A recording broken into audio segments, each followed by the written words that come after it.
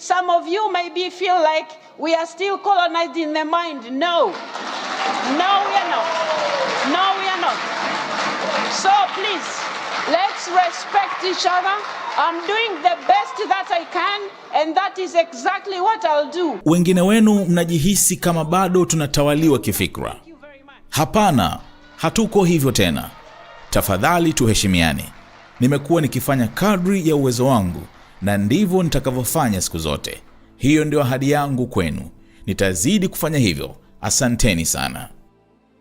Ni sauti ya Spika wa Bunge la Tanzania, Dr. Tulia Ackson, akiunguruma kama simba. Na hapa akiwa na cheo kingine kabisa. Rais wa 31 wa Umoja wa Mabunge Duniani, IPU. Kwa nini Dr. Tulia alizungumza kwa cheche kali hivi?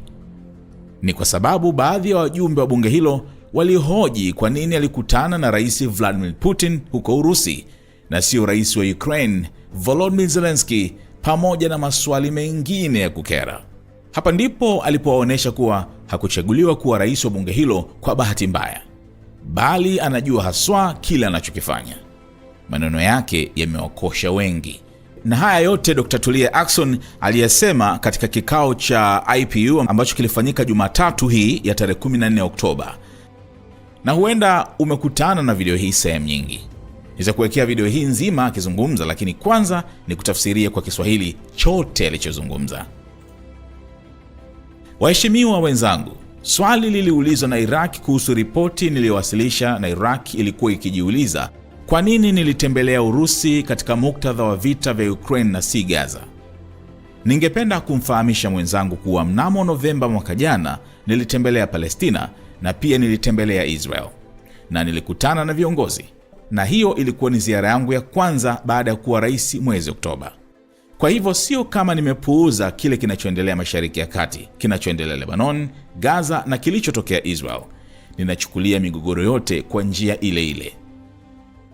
Pia unaweza kutaka kutambua kuwa migogoro tunayozungumzia huko Mashariki ya Kati, vita tunavyozungumzia vya Ukraine, sio migogoro pekee inayozingatiwa na IPU. Tunajali kile kinachoendelea Yemen, kinachoendelea Syria, kinachoendelea Sudan na kinachoendelea Afrika Magharibi. Tunajali pia kuhusu kinachoendelea DRC. Lithuania iliuliza maswali maalumu. Nani alinipa mamlaka ya kutembelea Urusi? Kwa nini si Ukraine kwanza? Barua zilitumwa waheshimiwa. Barua hizo zilikuwa wazi kabisa, zilieleza kila kitu, na kama mnahitaji nakala za barua hizo, maana hazina siri, mnaweza kuzipata. Barua zilitumwa kwa wenzetu huko Ukraine na barua zilitumwa kwa wenzetu huko Urusi. Ziara yangu ilikuwa ianze Ukraine, lakini Ukraine ilijibu kuwa tarehe ambazo tulikuwa tayari kuwatembelea Bwana Zelensky na Bwana Spika wangekuwa New York kwa ajili ya mkutano wa NATO. Je, ningewazuia? Hapana, haingekuwa busara. Kwa vyovyote vile sikuwa na nguvu hizo kwa sababu mkutano wa BRICS ulikuwa unafanyika. Je, ningekataa kwenda Urusi kwa sababu Ukraine haikuwa tayari kunipokea kwa wakati? Hapana, kwa sababu IPU inasimamia mazungumzo. IPU inazungumzia diplomasia ya kibunge, na ni katika muktadha huo nilifanya kile nilichofanya. Nadhani ningepaswa kupongezwa kwa jitihada zote nilizofanya, si kusulubiwa hapa kwa mambo ambayo sijayafanya. Mnauliza nani alinipa mamlaka? Nani alimpa mamlaka rais wa zamani kutoka kundi la 12+ ambaye alitembelea Kiev? Nani alimpa mamlaka? Tafadhali, nafikiri lazima tufikie hatua ambapo nimeeleza mara kadhaa kwa kundi la 12+ na kwa kila mtu mwingine aliye na nia kuelewa. Kama mnahisi nilienda Urusi bila kwenda Ukraine kwanza, nimewaambia mara nyingi kwamba barua zilitumwa. Sikuweza kufuta ziara yangu ya Urusi kwa sababu sikuweza kufika Ukraine. Hamkuniuliza maswali haya wakati nilipotembelea Israel, sivyo? Hamkuniuliza maswali haya wakati nilipotembelea Palestina, sivyo? Hamtaniuliza maswali haya wakati nitakapotembelea Sudan na maeneo mengine. Waheshimiwa, naomba tuthaminiane. Mmenichagua kuwa rais ambaye anatakiwa kutekeleza majukumu yake. Nadhani mnahukumu vibaya, na hili si haki kwa mtu yoyote. Maswali ambayo mmekuwa mkiuliza nimeyajibu kwa kadri ya ujuzi wangu na kwa kadri ya uwezo wangu wa kuwa na lengo katika swala hili. Pia mnapaswa kuelewa kuwa nisingeomba kukutana na Bwana Putin kama si kwa ajili ya Ukraine. Hii si mara yangu ya kwanza kutembelea maeneo mengine. Kwa nini inaonekana kama nimeshakutana na mtu huyu na sasa rais wa IPU ghafla amekuwa mtu mbaya? Tafadhali nitendeeni heshima kama vile ninavyowaheshimu ninyi. Wakati wote nitasimamia diplomasia ya kibunge, nitaenzi maadili ya IPU, lakini pia nawaomba waheshimiwa mnikubalie kwamba mimi si Mungu, si malaika, mimi ni mwanadamu tu. Ninafanya kile kinachowezekana ndani ya uwezo wangu. Mwenyekiti wa kikosi kazi amewafahamisheni na nimekuwa nikijirudia mara kadhaa juu ya hili. Niliteuliwa na kikosi kazi kufanya kile nilichofanya. Je, nilikosea wapi? Ningekaa tu nikafunga mikono yangu niseme hakuna la kufanya kama IPU? Hilo lisingekuwa la haki kwa wanawake na watoto wa Ukraine wanaoteseka. Hilo lisingekuwa la haki kwa jukumu mlilonipa. Nipeni nafasi ya kuongoza taasisi hii kulingana na maadili tunayosimamia, na si kunisulubu kwa sababu natoka katika nchi fulani. Wengine wenu mnajihisi kama bado tunatawaliwa kifikra. Hapana, hatuko hivyo tena. Tafadhali tuheshimiane. Nimekuwa nikifanya kadri ya uwezo wangu na ndivyo nitakavyofanya siku zote. Hiyo ndio ahadi yangu kwenu. Nitazidi kufanya hivyo. Asanteni sana. Mtu hapa alisema anataka rekodi kamili. Sikurekodi mkutano, kwa hivyo sina rekodi hiyo. Pili, maazimio yalishirikishwa mara kadhaa, na pia nilitaja watoto waliotekwa na kupelekwa Urusi. Hilo ni suala muhimu kwa IPU. Tumekuwa tukifanya kazi kwa pamoja na kikosi kazi na tutaendelea kuhakikisha watoto wanarudishwa Ukraine. Mmezungumzia ombi lililoandikwa. Nimejibu kila ombi linalokuja kwangu, na jambo zuri ni kwamba yanapokuja kwangu pia yanaenda kwa katibu mkuu. Hakuna siri kuhusu jambo hili. Ikiwa mtu yoyote anataka taarifa zaidi, tuna faili kamili la mawasiliano yote. Pia niliulizwa na Denmark kwa nini nilitembelea Urusi wakati sijatembelea Ukraine. Tayari nimeeleza kilichotokea. Mwisho kumnukuu Dr. Tulia Ackson. Sasa msikilize mwenyewe akikimwaga Kiingereza hapa na kuonesha kwamba ni mwanamke wa shoka kweli kweli. A concern was raised by Iraq in respect of the report that I've just given you, and Iraq was questioning why did I visit Russia in the context of the war in Ukraine and not Gaza. I would like to inform my colleague that you might note that in November last year, I visited Palestine and I visited Israel and I met the leaders. And that was my first visit after becoming president in October. So it's not like I have ignored what is happening in the Middle East, what is happening in Lebanon, what is happening in Gaza, and what happened in Israel. So I treat all the conflicts the same way. And you might also want to note the conflicts that we are talking about in the Middle East, the war that we are talking about in Ukraine, they are not the only conflicts that IPU is looking at.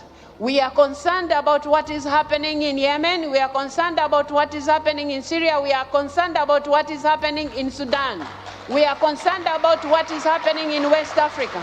We are concerned about what is happening in DRC. Lithuania asked specific questions. Who mandated you to visit Russia? Why not Ukraine first? The letters were sent out, dear colleagues. The letters were sent very explicitly. They explained, and if you need copies of those letters because they are not secrets, you can always have copies. Letters were sent to our counterparts in Ukraine.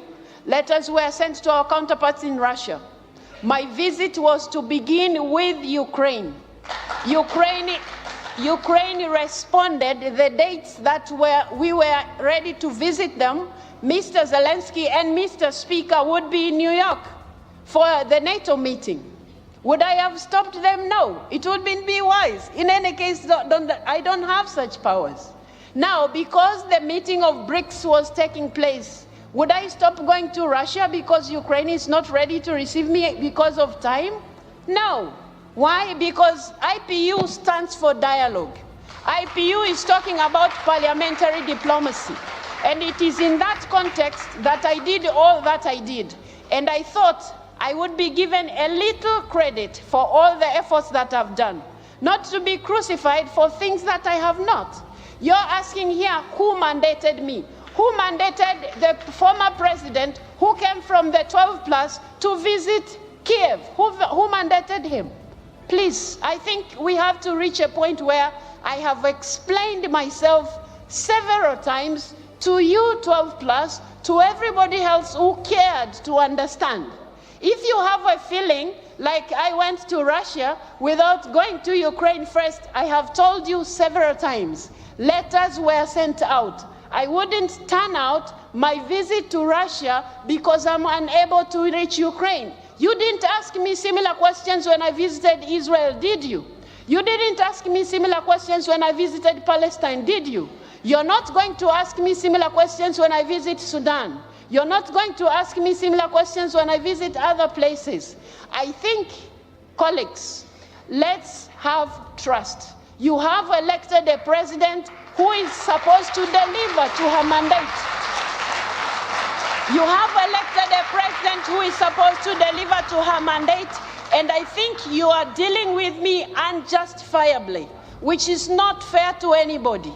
The questions that you have been raising, I have responded them to the best of my knowledge and to the best of my objectivity in all this matter.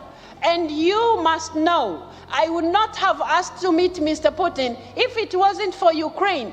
My commitment to doing that, and this is not the first place I'm visiting. Why is it that it's looking like I have met this person and therefore the president of IPU has all of a sudden become a monster?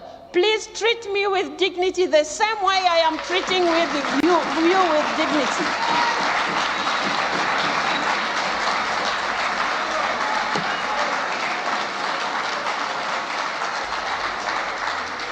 I will at all times advance parliamentary diplomacy. I will at all times give respect to the ideals of IPU, but I request you members to also accept I'm not God, I'm not an angel, I'm only human, I'm doing what is possible within my powers. The president of the task force has just informed you, and I have been repeating myself in this respect. I was requested by the task force to do what I did. What did I do wrong? I was supposed to sit back and tie my hands and say there's nothing we can do as IPU. That will not be doing justice to the women and children of Ukraine who are suffering. That wouldn't be fair to the mandate that you have given me. Give me a chance to lead this institution according to the ideals that we stand for. Not to crucify me just because I come from some country. Some of you maybe feel like we are still colonized in the mind. No. No, we are not. No, we are not. So please, let's respect each other. I'm doing the best that I can, and that is exactly what I'll do. That is my commitment to you. I will keep doing that. Thank you very much.